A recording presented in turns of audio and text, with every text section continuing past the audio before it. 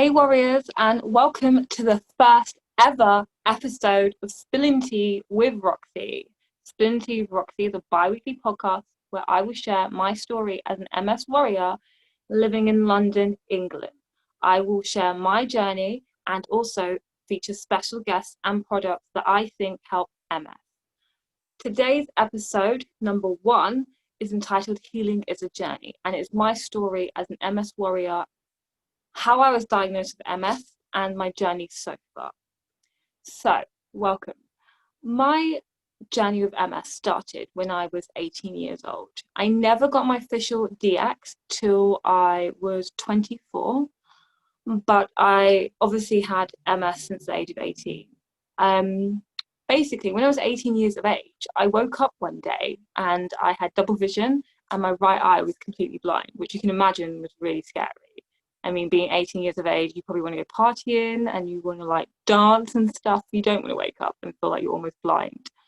That happened. I woke up, I was freaked out. No one was in the house.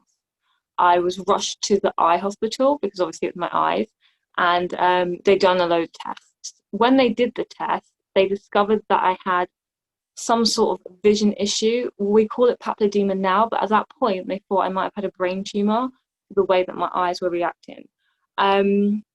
So when they decided that, they told me in a room by myself. I was 18 years of age, and you can only imagine how scary that was, sitting in a room alone at the age of 18, when I felt like I was about to start university, maybe like even travel the world. I was in a hospital room being told that I had a brain tumor and they didn't know what was causing it and how to go forth.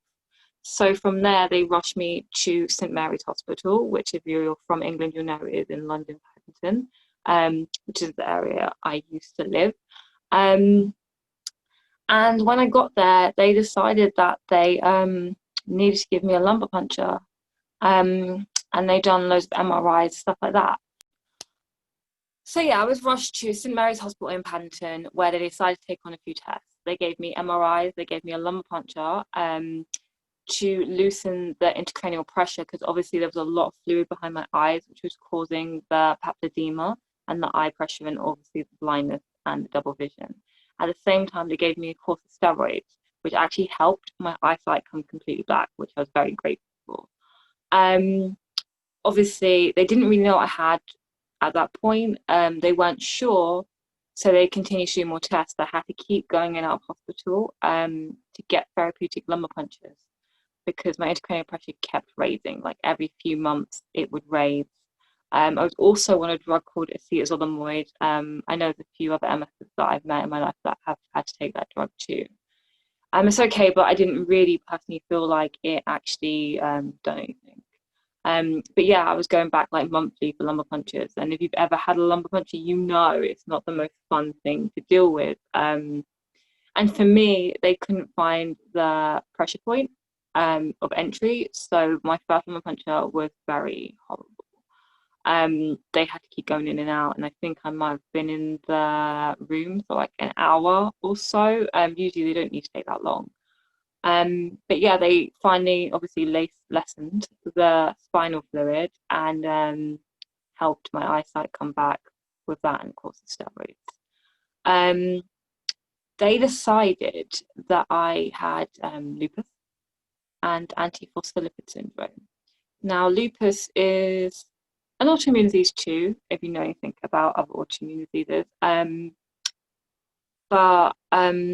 Yeah, obviously I didn't have lupus. Obviously, years later, I found I had an MS. And antiphospholipid syndrome, which I still do have to this day, which just means that the fluid in my spinal cord raises too quickly and causes a lot of pressure in my brain, which is not fun. But actually, in the last 10 years, I've not had any lumbar puncture or anything therapeutically to help that.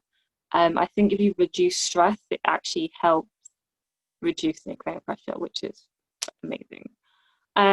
Yeah, so anyways, fast forward a few years. Obviously, I got the lupus diagnosis, and obviously I had antiphospholipid syndrome, but my life pretty much went back to normal other than the therapeutic lumbar punctures. And actually, I did go through, well, when I first found out I had lupus, I did go through like a bit of depression. As you can imagine, finding out you have an illness at 18 is not fun. I didn't know how to deal with it. And obviously, the doctor surgery wasn't helping to deal with it. Most people were giving me sympathy, but no real tools in how to understand what was going on. Instead of embracing what they said to me, I kind of almost rejected it. I was young, naive, a little bit silly. So I just acted like I wasn't ill, like I didn't have an illness, and I kept just trying to live a normal life. I went to university and tried to study there, fashion, promotion and styling. And then I also got a part-time job. I still would go out with friends. I still try and rave and stuff. But what happened was, over the years, I'd realised that like I would get stuff like foot drag, like I wouldn't be able to move both feet at the same rate. So I put my right foot forward, but I would be dragging my left foot behind me. I was just convinced it was lupus. I'd met other people with lupus, especially people of colour with lupus, and it just seemed typical to what someone with lupus dealt with. Obviously, walking and balance was always an issue, and that's what I was presenting. So, hey ho, I have lupus. A few years later, as my fashion career was taking off, and obviously I was trying to do new things, and obviously stress was accumulating. Fashion is a very stressful career. It's not always that easy when you're doing loads of shows over fashion week. And if you're not in the right place, it's not always that great.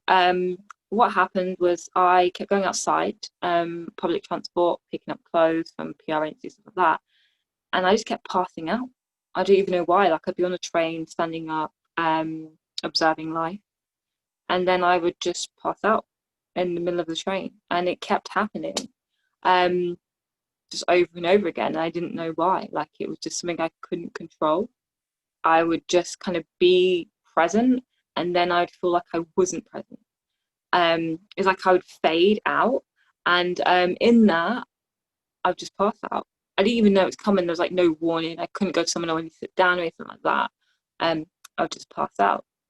Then what happened as a progression was that I passed out, and then a few times I would wet myself, like I had no control of my bladder, and I didn't know why. I did say this to doctors, obviously, when I spoke to them and stuff like that, but they just said to me, it's lupus. That's normal for people with lupus. Don't worry about it. They've given me, many have given me gabapentin, they've given me antidepressants, stuff like that, to try and help all these different symptoms I was getting, but nothing was really helping. In actuality, for me, in hindsight, looking back, it's actually worsening how I felt, like worsening my symptoms. It was numbing my body and my mind. So I wasn't really connecting with reality so well. Obviously, the intentions were good. They intended to help me, but for me, it just didn't really play out like that. Anyways, I kept going, living life, just dealing with stuff, trying to be strong. That's just in my nature. And then a few years later, I was working in Wallace. And I was at work one day. Obviously, I told my managers that I have an illness, so they were very much aware of what I was dealing with and stuff like that. And it was only a little part-time job, so I wasn't there really that often. But one day at work, I just couldn't put this hand over my head. Like I just couldn't stop the shelf. And I was just like, I don't know why. I kept going to my manager, like my arms numb. I can't put my hand over my head.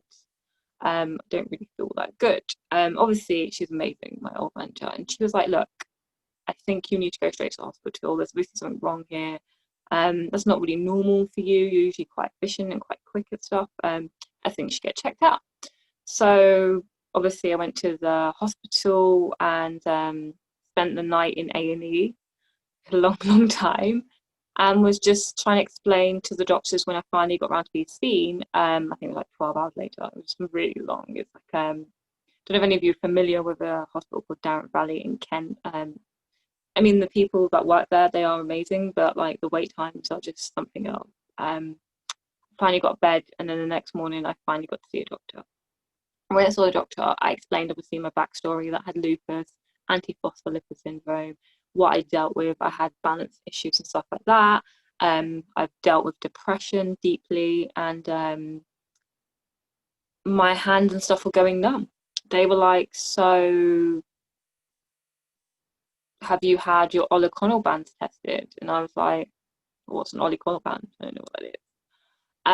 And they were like, well, it's the spinal fluid that they take out when they give you a lumbar puncture. And I was like, oh, well, possibly, because I've had so many. Like, I think at that point I'd been talking about 15 maybe.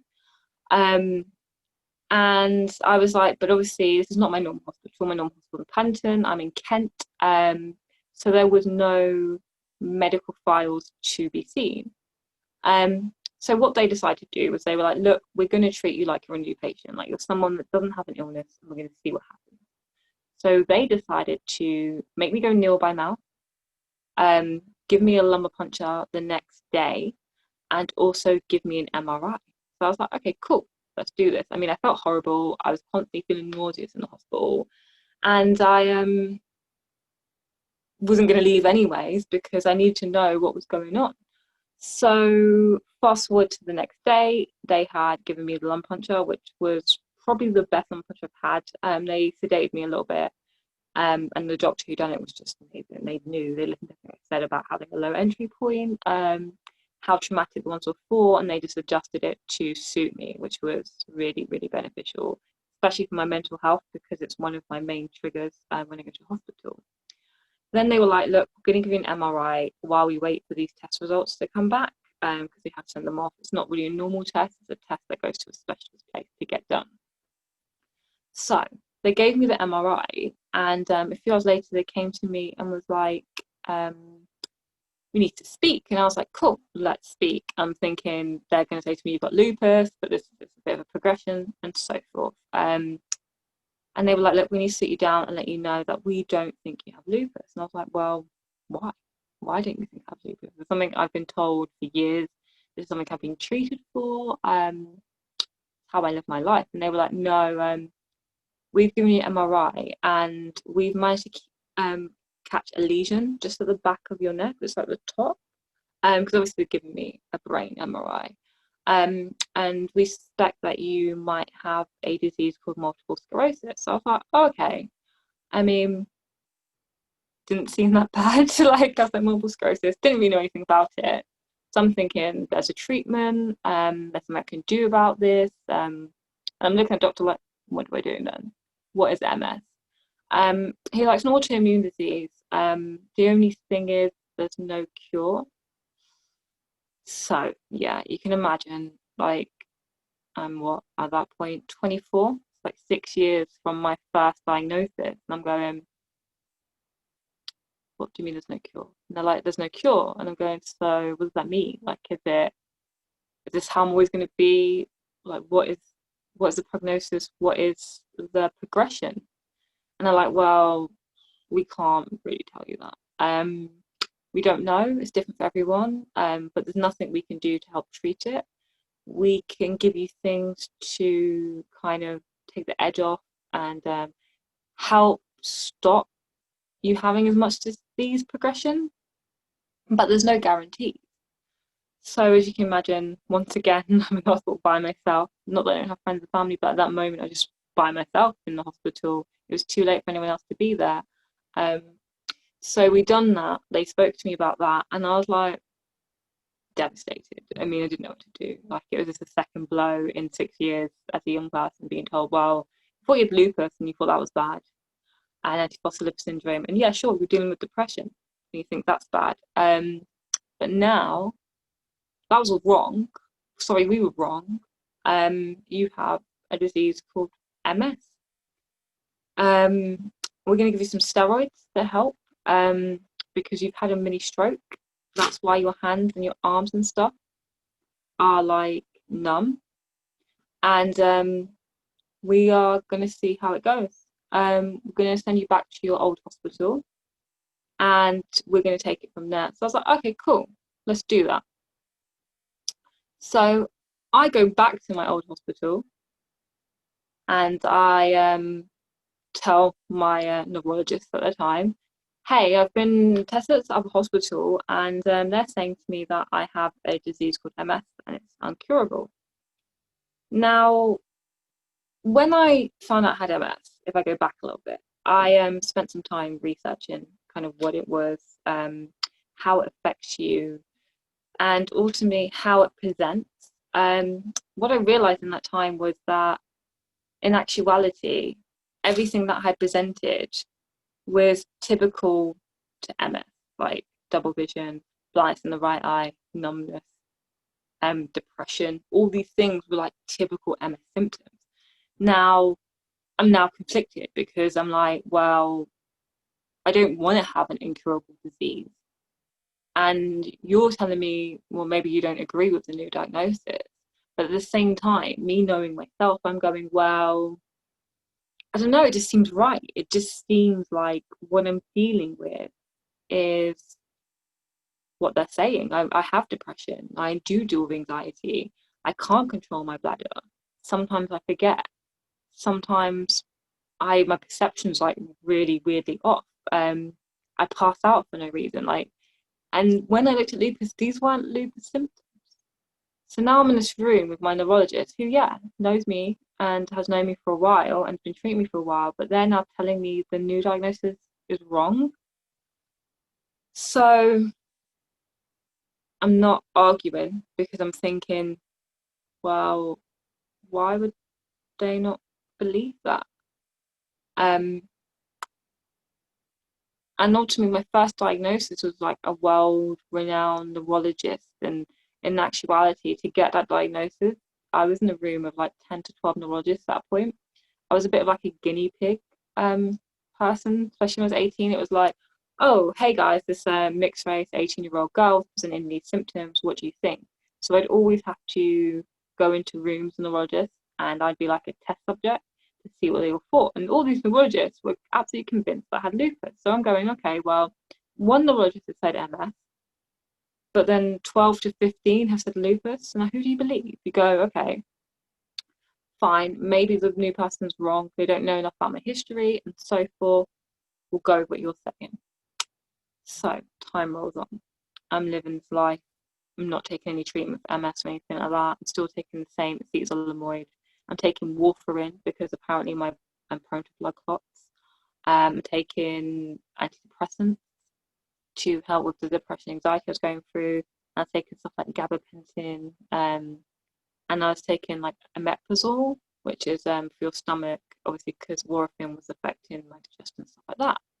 So I just continued to do that. But as time rolls on, I just start having the most random symptoms, like I would just have intense headaches, I was sick, I really couldn't speak, my words would slur, I'd forget things. As you can probably tell, like sometimes when I talk, like I will just be like this or like that, and trying to think, get my brain to bring a thought or a word forward for me. Um, and that just kept increasing. Like I just couldn't remember like where I put my keys, or sometimes like what I was meant to be doing, or why I even walked in a room. And then my balance would go off and it would shift, and I wouldn't be able to walk or anything like that. And it was just getting really intense. To the point where I was just like, look, to my neurologist, my next appointment, I was like, look, I get that you don't think I have MS, but over this time that I've been presenting all these symptoms, I've been doing a lot of research. And everything in my eyes points to MS, like nothing points to lupus. And I think you need to relook at this. Like I need you to relook at it.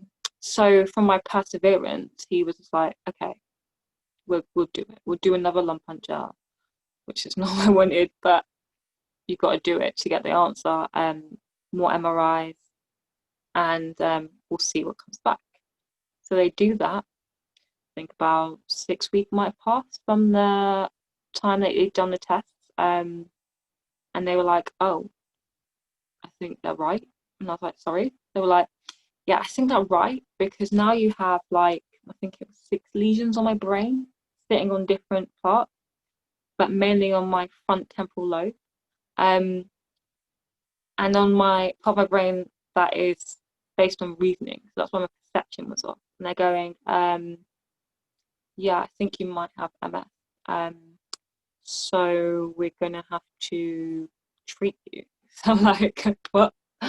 So like, I mean, although I knew that I had MS in my heart, it was still like a lot to take it on board, you know, a lot to still get that like stamp of like, well, you have MS now, because I was young. I was just like, I mean, it's weird. It was like happy sadness. It was like, oh, I do have an incurable disease, but it was happy to like put a name to it so that I knew what I was dealing with. Anyways, I'm digressing. So what happened was, we're gonna get you a treatment, and we're gonna like discuss that, and we'll talk more in depth about MS.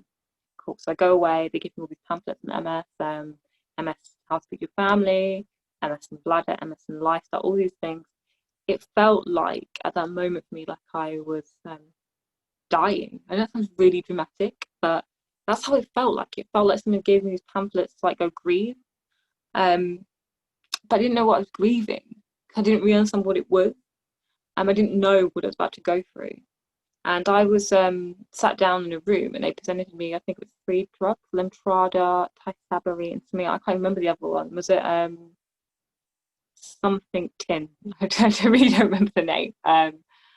But I decided after weighing up all the options, and trust me, if you do not have MS or if you have any chronic illness, you know that the drugs they've sent you, they are positive in some ways, but they have massive negatives. The side effects sometimes are scarier than what they're even curing for you.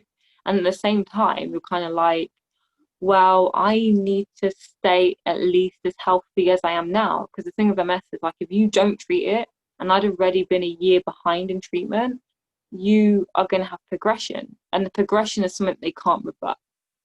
Yes, people have learned to walk again. And yes, people have walked again. But that's very different. It doesn't mean that the disease progression has changed at all. So I'm like freaking out. I'm going, okay, so I've had this disease for a year. I've told you about it. You've decided that I don't. And now you're telling me I do. Like, what does that mean? I've not had treatment for a year. And obviously in that year, there's been progression. I had like what, 1 lesion on top of my spine. Now I have 6 in my brain. That's 7 lesions. What are they doing? And now I'm thinking 8 lesions because they gave me another MRI and realized there's more in my spinal cord, and they gave me a gamma scan just to see like kind of what was going on internally, because obviously I was presenting the weird things.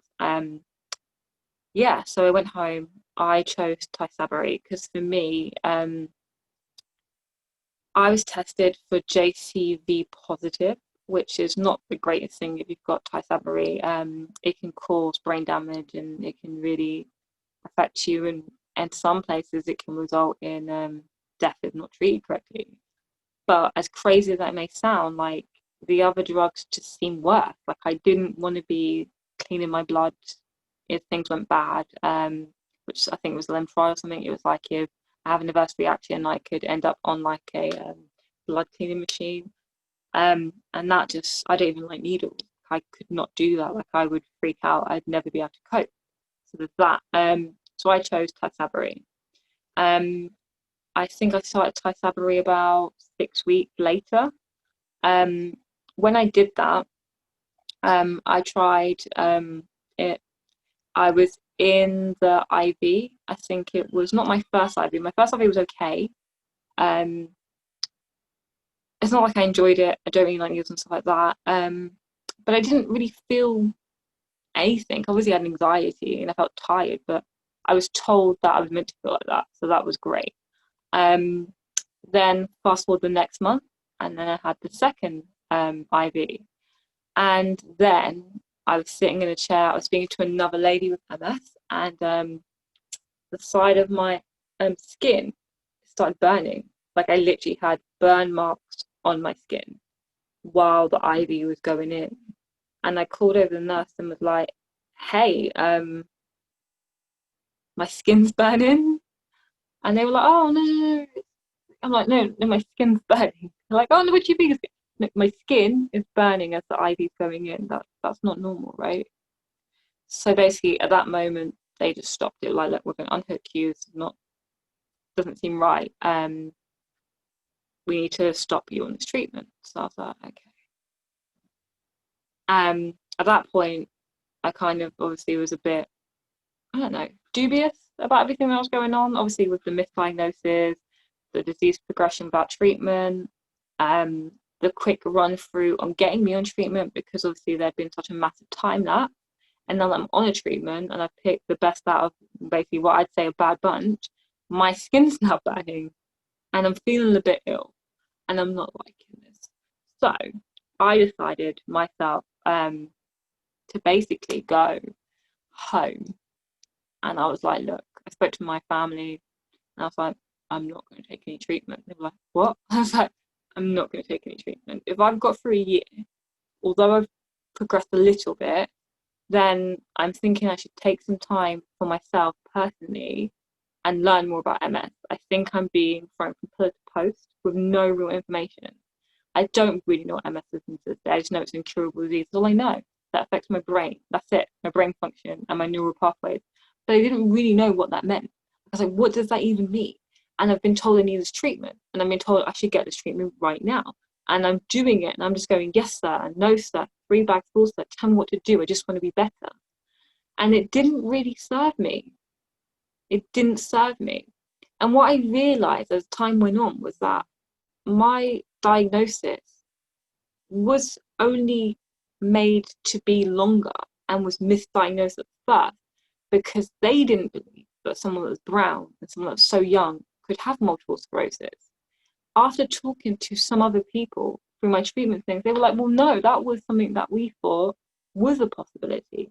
We just didn't all agree on it because from what we saw, it was a disease for a white woman. So I'm going, okay, is it? Maybe I should look at this. So as you might guess, I'm mixed race, so my mum's white, so I'm thinking, okay, I've got white genes, so it's possible, sure, okay, cool. So I go, nah, it's okay, I'm going to take some time out. So I take 2 years out. I take 2 years out and I decide to basically self-medicate and try and change my life. Obviously, I was smoking a lot of cigarettes, which I realised when I read a lot of stuff wasn't really helping MS. I didn't eat that well. I wasn't even treating myself that well because I was clearly going through depression. The best decision I ever made. I'm not saying for you to do this. Do not think that this is something I'm saying for anyone else to do. This just worked for me. And I spent that 2 years understanding my brain and understanding what MS was. 2 years later, obviously, I think I must have been going to neurology and MS appointments maybe twice a year, but I was okay. I was not so bad. Like, yeah, I had numbness and I couldn't always do things. Like, I'd have spasms, like I couldn't use knives because I would shoot them across the room, things like that. Like, I can't cook myself, stuff like that. And to this day, it's the same. But I was just like, look, you need to advocate for yourself. You need to learn what's going on because you're just trusting in random people telling you what this is with no knowledge and no conversation and a quick 5-10 minutes appointment once every few months. That's not right. That's not okay. That's, you can't decide your whole life and basically your well-being and your health to someone else. You have to know and learn yourself. And I was like, look, Roxanne, we need to do better than this. So I did that. Fast forward 2 years later, which was it 2, maybe 3 years? It might have been 3 years later, actually, if I'm honest. By the time I finished it and then restarted a new treatment, I think 3 years later, I went to an appointment. They were like, how are you doing? I was like, not that bad, actually. But I've changed a lot in my life. I've given myself yoga. I've meditated. I've changed my diet because I've eaten so much stuff. I eat way more plant-based and a better diet now. And I've stopped smoking, which is fabulous. And they were like, awesome. Okay, so what do you want to do about treatment? I was like, do I need treatment? They were like, well, yeah, I'd say it. They were like, I know that you feel good, but you're not treating the person today, you're treating the person for the future. And I was like, oh, they were like, because you're okay now, but it doesn't mean that in 30 to 40 years you're going to be okay. So what we do is we treat you now to keep you in the place you are. So I was like, okay, cool, amazing. So I was like, well, what treatments can I have? Like, what treatments are there? And that's when they told me about Ocrevus. Now, Ocrevus is a new treatment, and it has its own risks too. Obviously, if you're prone to cancer, there's cancer risk, there's side effects risk, a lot of infections, stuff like that. What Octopus does is it kills your B cells. There's like an amazing neurologist called Aaron Boster. He explained it really well. He was like, it's like a gang of bullies. You've got the T cells and the B cells, like two crews. And obviously, the T cells are what attacks your brain and degenerates your myelin in your brain, which that's your blood-brain barrier, which allows the T cells to go through and attack your brain, which causes the lesions and the disability. So he was like, what happens is this treatment kills your B cells because your B cells are the ones that rev up the bullies, and the bullies are the T cells. So without the B cells, the bullies are not going to go and fight. And I was like, oh, okay, cool. So I decided to do that. Obviously, randomly, I started this in December last year, so way before COVID and stuff like that. And I had my first IV. Obviously, I do it in 2 halves, and it went well. I mean, obviously, I still have hospital trauma from just being pulled and poked and the multiple things I had to do, especially when I was younger because no one knew. So that was a bit of a trigger going back into a hospital after so long. And also because I had such an adverse reaction to the first, that was a bit dubious. Part of me was like, I don't know if you should do treatment. And the other part of me was like, well, you kind of want to stay the way you are. So I just went with it. I think it's the best decision I made. I mean, I had my second IV, the second half of it in January, and that went well too. I met some amazing people too as well there. But obviously COVID happened. It happened to all of us worldwide. And I've not had any treatment for 9 months now. Obviously because I'm high risk, and the more IVs I take, the less immune system I have, which makes me more susceptible. Anyways, as a massive roundup, yeah, this is my MS journey. My MS journey was at the age of 18. I was diagnosed with lupus, although I still had MS then. Fast forward a few years, my official DX was at the age of 26. And then from there, I'm now here, fitter, healthier, in a better place. And I put that down to just research, meditation, yoga, and eating right. Ocrevus to me is just a preventatory measure for my older self, so that I can stay as mobile as possible. But I actually feel like the best thing I could do was just learn everything I did about MS.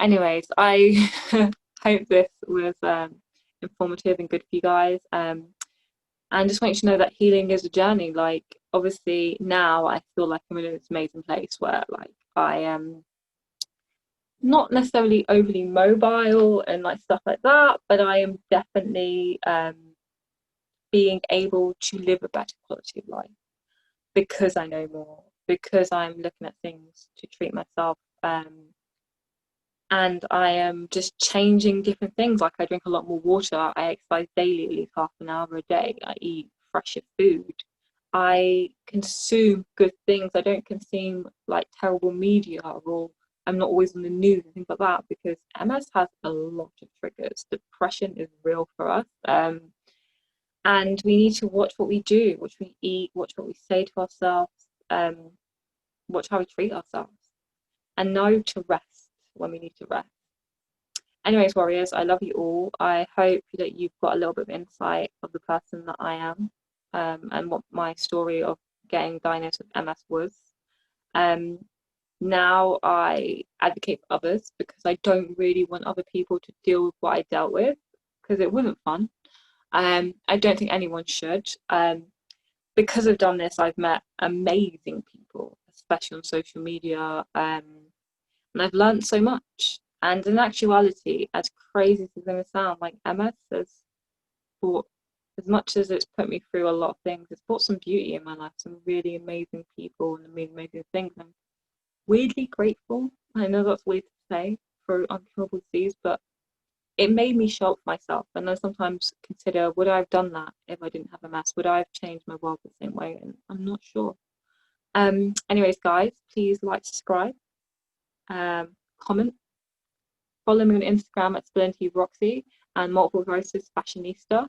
And I will see you in 2 weeks for episode 2 with an amazing guest. and we're going to talk about cannabis and MS because it's my favorite subject and it's helped me a lot. Anyways, love and light warriors, and I will speak to you soon.